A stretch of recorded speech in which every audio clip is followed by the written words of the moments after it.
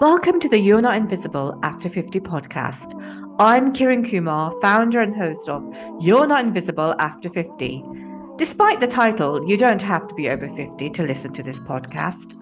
No matter whether you're 25, 45, or 65, we can all learn lessons from each other to help us build a better, more fulfilled life.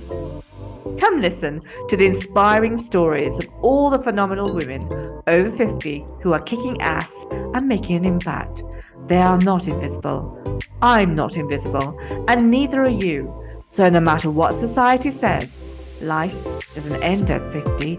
In fact, it's just beginning.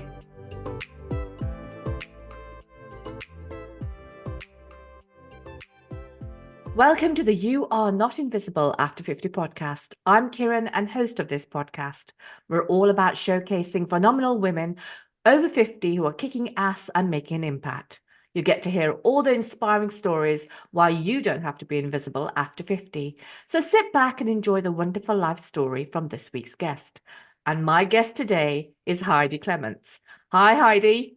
Hi, everybody. Hi, how are you? I'm fine. How are you? I'm pretty good. I'm not invisible today. Oh, that's good. You're never invisible. So all I can say is thank you for choosing to come onto the podcast. And let's move on. So I'm going to get you to introduce yourself in one line or more of who you are. Let's see. I am a 63-year-old. I am a 63-year-old fashion addict storyteller who really makes her living as a writer. Okay, that's interesting. We'll talk about that in a moment. So, in this podcast, we'll cover your life story, the past, the present, and if there was a trigger point at 50. So, let's start to tell your story about, your past, wherever you want to start, really.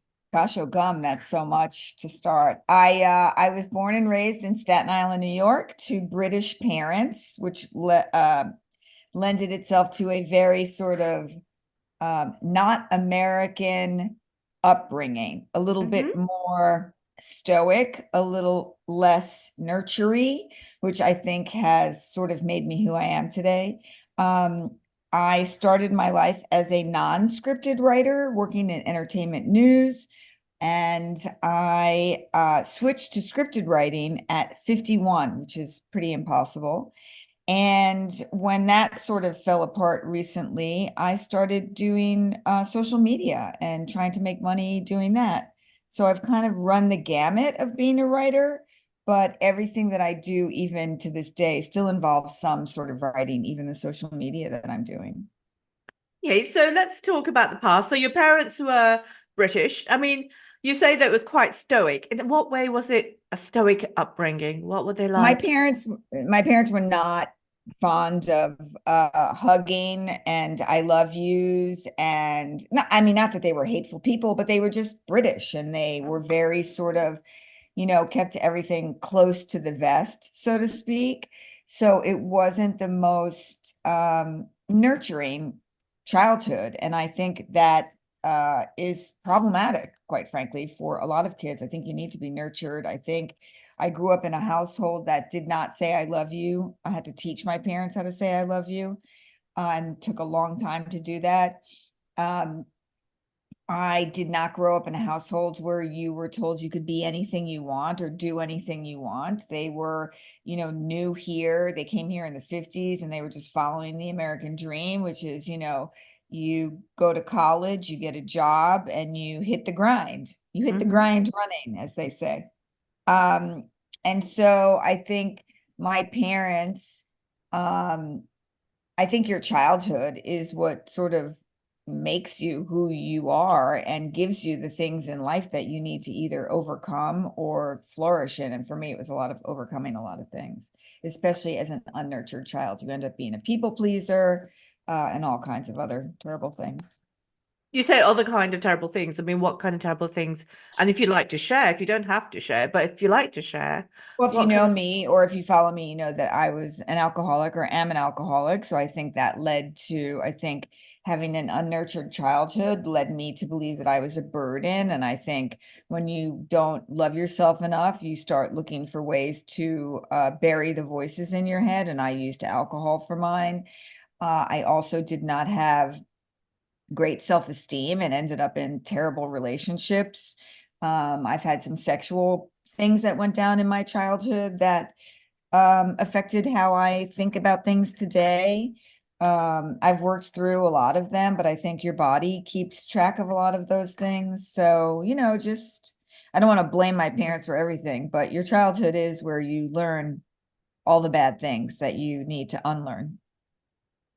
I'm so sorry about that. I think, yeah, I think there's a lot of things that, you know, we experience when we're younger and we try to make sense of them as we get older. And making sense of them can be so different for so many different people. And I do follow you and I do listen to your stories. And I find you quite refreshing actually in terms of social media, in terms of telling your story and telling your truth. And I think that's really important, telling your truth, because I think that's the one way of actually overcoming a lot of the trauma that we have. I mean, I've Mhm. become that. I mean, it took me a long time to actually admit that my father was an alcoholic, and that impacted my childhood to some degree, and made me the person that I was. I was a people pleaser. I did shut up and all of that kind of thing. Certainly not that now. And the fact that I've been able to voice that, and I do voice that, I think it's really powerful. And the fact that you share that on your stories is is powerful, because I think it shows a very brave woman doing that. It shows us looking back at our past and going, well, that wasn't right, was it? And this is how it impacted me. But this is what made sense of that and how I'm going to move forward with it. So I think there's always some positive that comes out of the negative, I think. I think the reason people don't share more about their lives is because of the shame that they attach to it, whether it's the shame they feel about it or the shame someone else is going to bring them about it. And I don't care what you think about what I did. I don't care what anybody thinks about what I did. I only care about how I feel about what I did. And if I can release my own shame from myself, and talking about these things publicly makes it really easy for me to release my shame, because saying it out loud is like, well, I didn't kill anybody. I just had a drinking problem. Yeah. Um, I would feel worse if I were a bad person, and I might have been a bad person to people when I was a drunk. And um, hopefully I've made up for that. I don't know. I didn't do the 12 steps of apologizing to anyone. So if there's anybody out there I was an asshole to, hey, I'm sorry. It wasn't me. I don't think we should be ashamed of having a drinking problem. I don't think we should be ashamed of how many sex partners we've had. I don't think we should be ashamed of being broke. I don't think we should be ashamed of anything. We're just human Mm. beings living our lives. And I think women in particular have grown up in a society where we've been told everything we're doing is wrong. Oh, you didn't get married at a young age? Well, that's a failure. Oh, you didn't have kids at a young age? Well, you're a failure. And I just get tired of people telling me that I'm a failure for living my life the way I choose to live it. And so that's the stuff that I am okay being loud and proud about. I don't care if you're not proud of me. I am. Absolutely. I think that's the important thing. That's the important lesson. Being proud of yourself, regardless of what you've experienced. You've done no harm to anybody. You haven't hurt anyone. You haven't killed anybody, as you said. As Yeah. long as you haven't done all of that, then you have a right to be proud of who you are and what you stand for, and be vocal about it as well. And we all So, make mistakes. I think it's human to make mistakes. If I have hurt somebody, I would hope that they would tell me so that I could remedy that. I think, one of the biggest problems is that we don't tell people how we feel ever, and they're mhm, supposed to just magically guess that we're upset about something. Like if you're upset with me about something, tell me, yeah. and I'll try and remedy it. Or maybe I can't. Maybe I won't agree with you, but I'll try. Absolutely. Thank you for that. So let's move on from that because we don't want to dwell on it too much, do we? Let's move on and talk about your career because you said you were a writer and you were an unscripted writer. So how did you fall into writing and what kind of work have you done along the way and how did you get into the scripted bit as well? And that's quite an interesting story there. Yeah, it was an incredible jump. So I started my I went to school for television. I went to Emerson College in Boston, and I studied television only because it was too expensive to be a film student. I couldn't afford the film. So I decided to study TV. I knew that I wanted to be some kind of a storyteller. I had always loved writing. When I was younger, I loved performing, but my parents did not support me as an actress, and I gave that up right away because I had a lot of stage fright, actually. Mhm. No, And who would have so thought that now? Who would think I that know, I now? I still know. do. If I wasn't in front of my own camera in my own home doing my own thing, trust me, it's terrifying. But Sorry, carry on.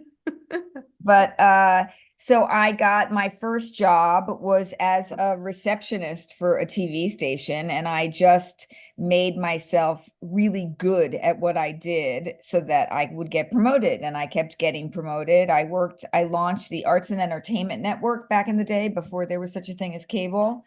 And then I went to work for a tabloid TV show, which was kind of news, and then a magazine show, which was more news, like a 2020 Dateline kind of show. And then I got a call from a friend in Los Angeles. I was in New York at the time Mhm. for 15 or 20 years. And then I got a call from a friend in Los Angeles who was starting a new entertainment show called Access Hollywood. And they had had a difficult time finding writers, and would I come be the writer? And so I moved out here on a whim and became the writer for Access Hollywood. That became a bit of a disaster. And then I went to work for the National Enquirer magazine show.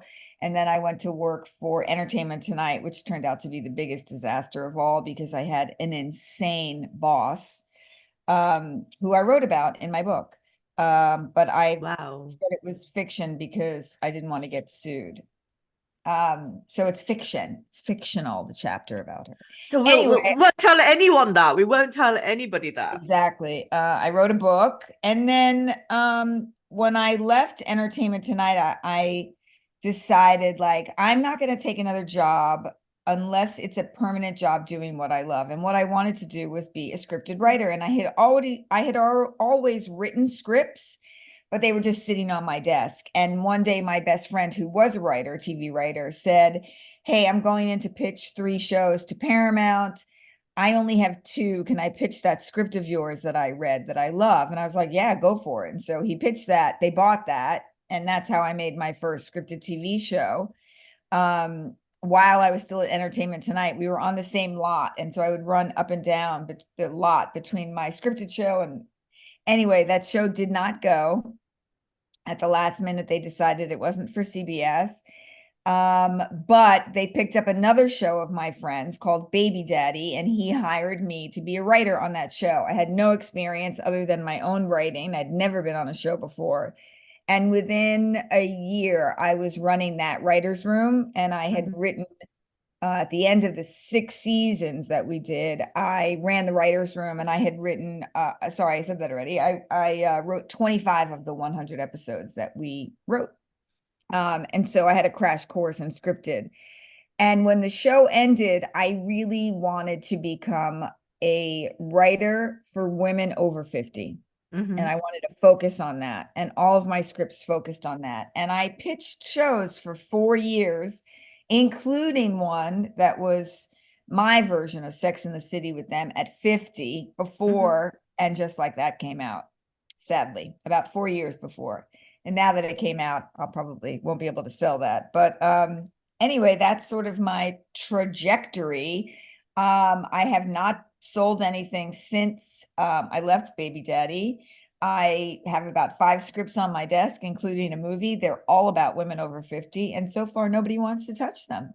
Oh, you never know. Things can always turn around, can't they? Things can always Always. change. Never say Always, never. oh, absolutely never say never. Keep them on your desk, keep them hot, and the time will come for you to sell Exactly. those at a right time. It's not Absolutely me, lovely. it's the industry, you know? They need to make more shows about women over 50. That's the Well, problem. that actually brings us, okay, so Is that when you said that your writing career came to to a stop, to a decline, and then you moved into social media? Is that the time? No, excuse me. I no, Baby Daddy ended in 2017 and I got into social media last year, 2022. And you did So amazingly well, Heidi. And can I say that to you? Congratulations for that. thank you. I tried selling scripts for 4 or 5 years, and then, Hmm. there was the pandemic, which was a nightmare. I decided to start a pizza business just to keep busy. But I did write a movie while we were in the pandemic, which I finished 2 days before the writer's strike. So that nobody's read it. Also about a woman who turns 50. And yeah, so it's only been just over a year since I started social media, and really maybe 6 months since Instagram became so extremely popular. Hmm. Let's talk about now. We're moving into the present. So your social media, you started a year ago, and as I've said, I do follow you, as I follow all the ladies that I put on the podcast, and I do read your stories, and I find them, as I said before, refreshing, honest. You speak your mind, and I just love it. I just think it's really different to everybody else's, which is really good because you need to be different in order to stand out in this world, don't you? Really. I guess So so. Yeah. Thank you for that. I appreciate that. so how did you come up with the idea? What made you think, okay, this is how I'm going to present myself? And the fact that it's taken off is that not only am I interested in what you're doing and what you're saying, but there's so many other women who are doing the same. I think well, none of it would have happened without my friend Krista Allen, who is on TikTok, an actress who realized because of the pandemic, like, wow, we're not going to make money here for a minute. And so she started a TikTok account, and it has like 1.9 million followers and is very successful. She does sort of beauty. And she said, you need to be on TikTok. Even if you just go on for your outfits, you need to be on TikTok. I had been posting outfits on Instagram for 2 years, I think, with Mhm. crickets, maybe 4,000 followers. And most of those were just people who were following me because of Baby Daddy. And no interaction. So I posted on TikTok, and she sort of would, I just started posting outfits. And then she was sort of gently prodding me every day, like, why don't you tell some stories? Everything you have to say is so valid and helpful for people. Like, everything you tell me is so important to me. Like, maybe just talk a little bit. And so I started talking. And then I made a post about being 62, single, never married, and childless, and it got 14 million views. And Wow. so I started listening to that. That's what people want to hear about, Hmm. and wanted to hear more about me or my journey. And it's funny because the thing that I always write about is being an older woman who's never been married and never had kids and doesn't really think that romantic love is the only love out there. And that is the focus of all of my scripts that nobody wanted to make, but yet here were 14 million people that wanted to hear about it. So that sort of kept guiding me into what I'm doing, and it's evolving constantly. I mean, it's now taken off on Instagram to insane numbers for me, and all of it is so incredible because it's so magically rewarding for me, Hmm. because it's therapy for me, because Hmm. I might be talking to you, but I'm talking to myself every Hmm. single day. I'm telling myself not to have imposter syndrome. I'm telling myself not to have body dysmorphia. I'm telling myself that staying the course and being a non-drinker is the right thing to do. And so I try not to be too preachy about it. And I try to just say, this is my life. This is what I did. Maybe this will be helpful for you. You don't have to follow the societal norms that have been set up. You don't have to get married. You don't have to have kids. You don't even have to have a job that people think you should have. This is your life and you're allowed to live it. And I think talking every day has made me realize all of those things as well. So it's just been the most incredibly rewarding thing I've ever done, actually, which is kind of hilarious. I think I just love that. I love it all because I think if you're vocal and you say what you think and share your experiences, that's going to resonate with someone, or in your with a lot of people, and they need to hear it, because I need to, they might think in their heads, oh, am I doing the right thing? Oh, is this the right choice? Da da da da. And if they hear from somebody else who is, as you said, not preachy, just saying their bit, just I being hope not. honest. No, you are not preachy. I mean, if you were preachy, then I don't think you would have that many followers for a start off. The fact that you are just so, this is me, and you just share it, and I think that is refreshing, because you share so honestly, even all the things that one wouldn't actually want to share, like you were talking Oh about the yeah. shame. Yeah, Yeah, I love yeah. doing that. That cracks me up. Because, what do I care? But yeah, I've always been like that. I mean, before I did social media, I had a blog, and then I've had a podcast, I've written a book, and all of those things, I am unabashedly me in Mm-hmm. them. Mm-hmm. And I don't care if that upsets you. I think you get to that stage in your life. I mean, I'm honest and I'm straightforward, and whatever, I say what I want. I mean, for a long time, I was shut up, I was closed up, I was boxed in, all of that crap. And Yeah. I come to my 50s and I kind of go, I really don't care. I mean, what anybody thinks of me, right? I'm just going to do Yeah. my thing and just put myself out there and be who I want to be, and be just honest about it. No pretense, no filter, no facade, nothing, just me being me. And I have a right to that. And I think, you're doing exactly that. And I think that's what's so refreshing. There isn't no pretense there. There's no facade. There's no, narrative. It's just you speaking your truth, your mind, etc. So that's really is good. Yeah, I mean, I think it's becoming more and more acceptable for women to speak their minds and speak. It's funny that you have Madonna behind you, the shit that she took back in the day for just being her and Mm-hmm. speaking her mind. And, there's a big difference between 50 and 60. And for me, 60 was like, oh, I really don't give a fuck anymore. Like, Mm-hmm. you have less fucks to give. And when, for some reason, when I hit 60, it really was like a light bulb went off. And I was like, oh, I'm done with all of you people having opinions about me. I don't care what you think about me anymore. I am a good person. I do good things for people. I'm trying to put some positivity out into the world. And I don't care if you don't like that, then just turn the channel. But I think it's because of what I went through at 50 that got me to that at 60. And it's funny that your podcast is called You Are Not Invisible After 50, because in this country, you are invisible the second you turn 50. Like, wild, like a fucking light switch goes off and they say, oh, she's 50. Let's start ignoring her. She doesn't matter anymore, which is the thing that makes me the craziest, is because the only reason why we don't matter after 50 is because people don't think we are sexually attractive after Mm-hmm. 50. But if you're only thinking of them as sexual beings, well, you're missing out on a lot of other things that we are. Absolutely. And I think also there's a narrative in society, isn't there? That, yes, you're right, in terms of you're not invisible after 50. The narrative was so different for so many women before us, right? And I think the Yeah. narrative is changing, because we are changing it. We are standing there and saying, we're 50 or 60. I'm going to be 60 next year.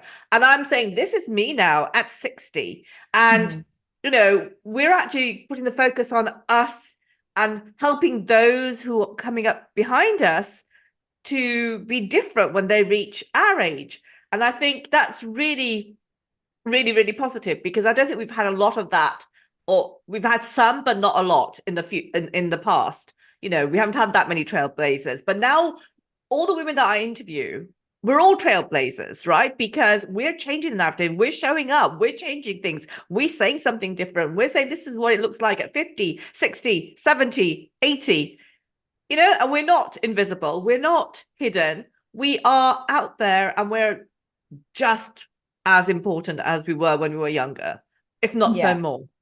And we've got more to Yeah. contribute because we've got life experience. Whereas before we didn't have that, did we really? Well, we had it, but we weren't allowed to say it. Yeah. When I was born in 1960. And when when I was young, I used to say, I'm going to wait till I'm really old to get married. I'm going to wait till I'm 28. And Mm-hmm. that was old at the Mm-hmm. time. And, I grew up in the industry when it was very white male. Mm-hmm. And I was constantly told I was too loud or not in the right space or to keep my opinion to myself. And I don't think you're allowed to do that anymore, thank God. Mm-hmm. So allowed is a terrible word to use, but really that's the truth. You know what I mean? Like the more women that step into their power and step into leading roles in the industry, the less we're told we don't matter. So Absolutely. representation is everything. And for me, I just want to represent somebody who didn't maybe make the same exact choices that everybody else did, but I want to change the way this country looks at women over 50. I think also, UK is the same. I interview women from India. The narrative is almost everywhere. Being from an Indian background, I was boxed in a lot. Yeah. This narrative is across the board. I think it's something that we just have to change, and we're changing Yeah. slowly. I Can I come agree. back to you when you said that something happened to you in your 50s that made you kind of think about how you were going to be in your 60s? So what was that? Was it the fact that your career came to a standstill, or was it other things as well? No, it was the invisibility. It was the overnight invisibility factor, and it shocked me. Mm-hmm. Um, it really shocked me that literally overnight I felt invisible and felt like I didn't matter because I was no longer sexually viable to people or hot or, Mm-hmm. whatever they want to call it, that my currency was only my sexuality. And that bummed me out, you know? And so I went from never having a voice to doubly never having a voice because now I couldn't even get people to pay attention to me, because of how I looked, apparently. I don't know if this is true or not true, but for me, it wasn't about menopause. I did not have any menopausal experiences. I was really lucky. I don't know why. I just did not lean into that aspect of my life, but I definitely felt this overwhelming feeling of I don't matter anymore. I Mm-hmm. matter even less than I thought I mattered before. Mm-hmm. And so I wanted to write for women of that age because I was living such a different life. I wasn't married. I didn't have kids, and I didn't have anybody to look for on TV that represented that. Not since Sex and the City, which is why I wrote my version of Sex and the City at 50, but then Mm-hmm. they wrote theirs, and so blah, blah, blah.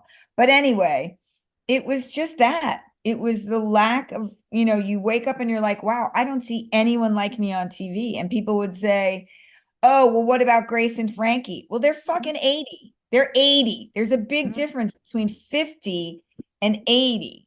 Mm-hmm. And so I don't know why the light switch went off. It just did. And I think that, it's actually quite interesting. As you get bigger on social media, you'll become more noticeable.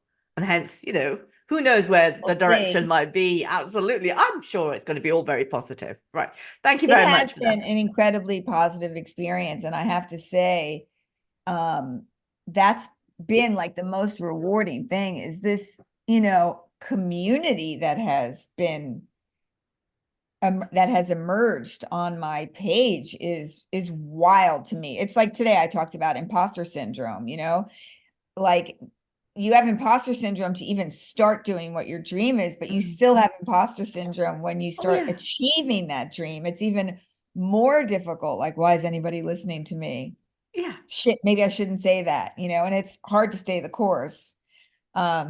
But I'm going to do that. I'm just going to stay here and keep telling terrible stories. It's become a little bit more difficult to tell frivolous stories right now because of what's going on in the Middle East. Hmm. Uh, but Yeah. I don't, that is not my platform. Someone asked me about it yesterday, and I'm like, it's not my platform. And anytime I've tried to talk about it, it's been a dismal failure. So Yeah. I'm not going to talk about it anymore. Absolutely. I think it's a very difficult topic. And then you get all sorts of kind of comments back, which aren't conducive. And, Oh yeah, we so can't be flippant about what's happening in the world. We're very concerned. We know what's yeah, going on. We're not blinded yeah, by it, and we're not blindsided either.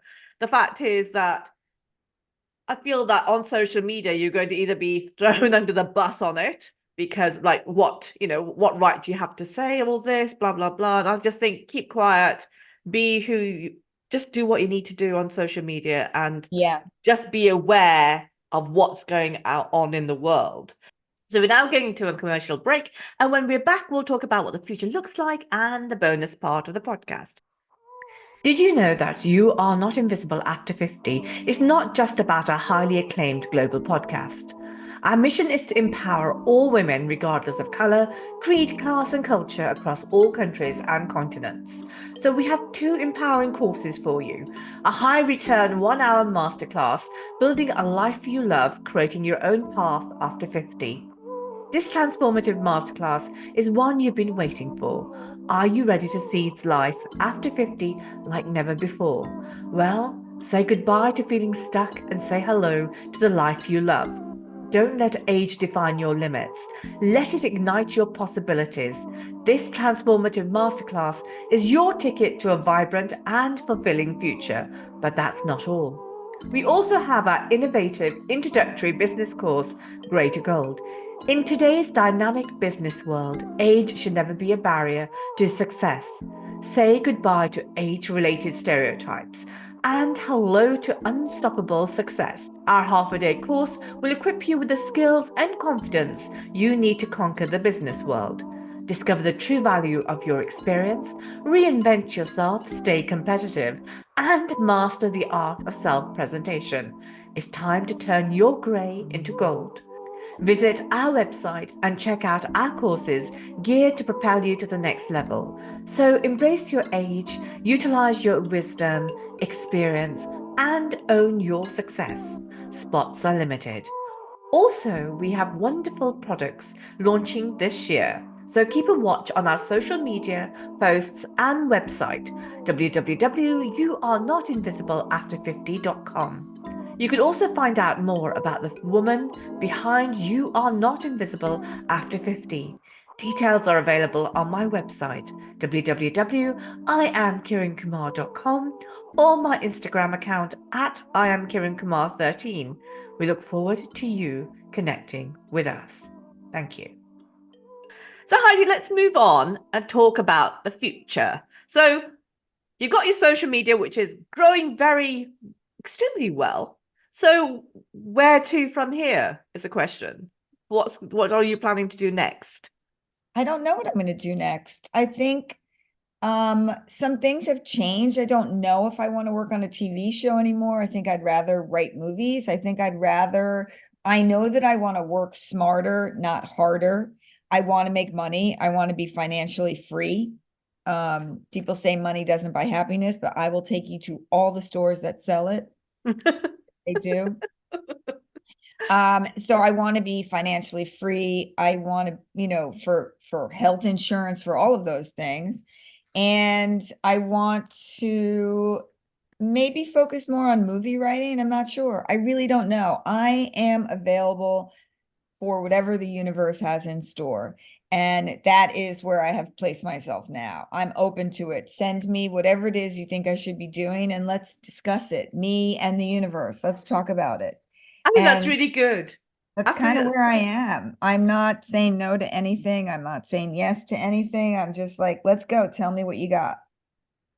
I think that's really good because keeping yourself open to the universe is really important because you know you don't block anything for sure. And I think it just lets things happen, which is very different to how I am normally. Because in my job, I was a project program planner, and I was planning big projects and stuff like that. And now I've got to sit back and let things just happen naturally and just go with the flow.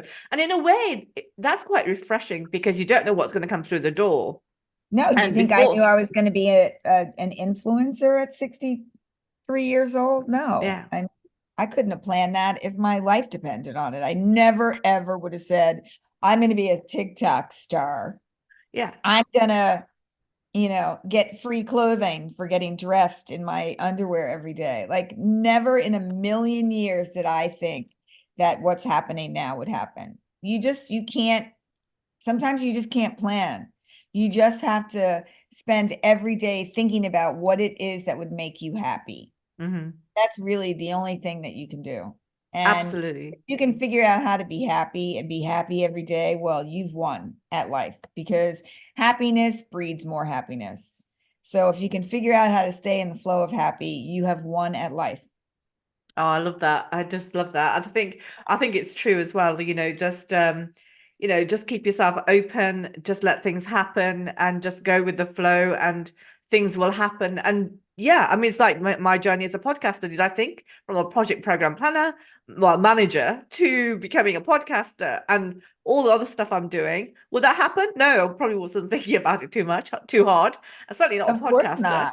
but That here would we be are. that would be imposter syndrome. That would be you thinking that you don't deserve anything like that. Yeah. And that's the funny thing about, manifesting, is we are our own worst enemies. And if you can just, figure out how to dream about what it is that you want to do, sometimes it'll come through. A really long time ago, I posted this quote about the universe. The universe wants you to be happy.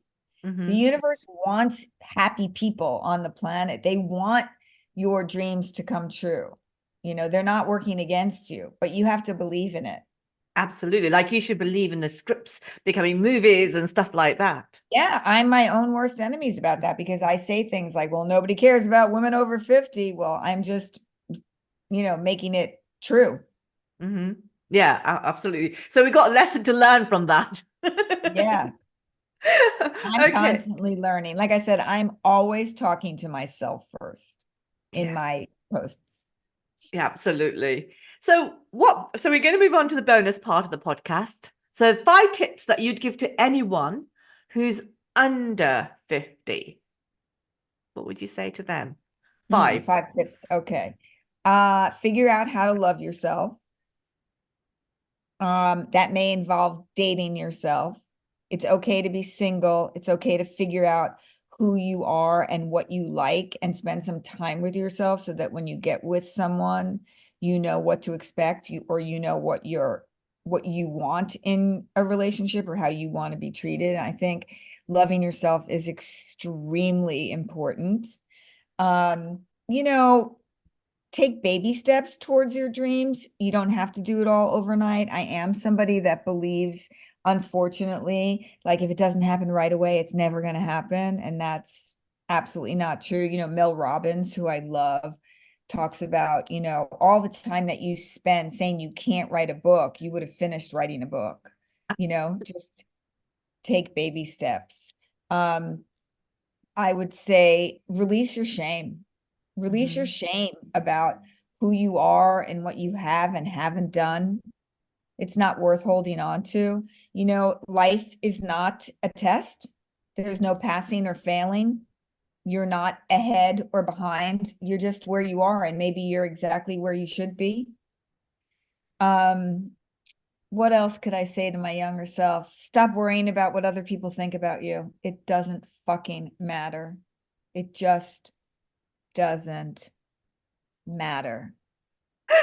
And the last thing I would say is adopt an animal. That's not really the last thing I would say, but the last thing that I would say is just be kinder to yourself, be Mhm. kinder and more gentle with yourself. And remember that, like, all the people that you have problems with and that you're dealing with, they're going through life for the first time too. So just meet people where they are, and don't expect everybody to be just like you. And I Yeah. think part of that is liking yourself and being more gentle with yourself. If you don't like someone, or if someone's rubbing you the wrong way, like, it's okay. You know, Yeah. it's okay. Yeah. Just move on. Just move on. I don't know if that made sense, but it's kind of a combo platter of thoughts. but Never mind. It's good. It's all good. So 3 tips that you give to anyone who's over 50 and listening. live your life. Yeah. Figure out how to live your life. Finally, don't let other people tell you that it's not possible, that you're too old. Wear whatever the fuck you want. Yeah. If you want to wear something from the children's department, that's okay. Just have confidence doing it. And if you're somebody who's interested in like plastic surgery or doing something drastic to how you look, yes, it is your right to change the way you look. If you want Botox, or if you want to get rid of your neck wrinkles, or you want to do all those things because you'll feel better, great. I just ask that you take a look at why you feel badly about it. Why do you hate your wrinkles?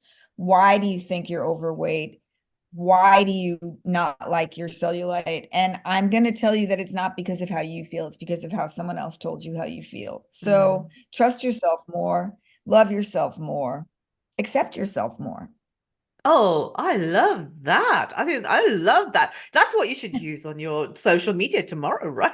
Write it down, remember it, and then regurgitate I've it. probably said it 1,000 times. But No, but it's been absolutely fabulous. And I loved the way that you're so frank and honest, and just giving it all in terms of answering my questions. So, Heidi, it's been a pleasure doing this interview with you. Thank you so much. It's been wonderful talking to you. I love talking to anybody with an English accent.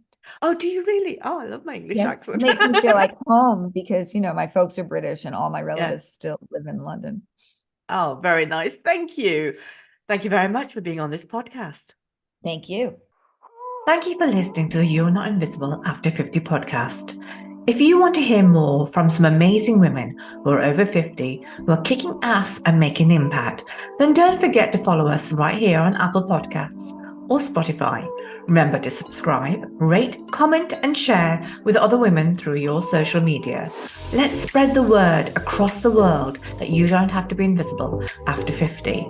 Check out our other services on www.you'renotinvisibleafter50.com and follow us on Instagram, Facebook, LinkedIn, TikTok, and YouTube. And always remember that life doesn't end at 50.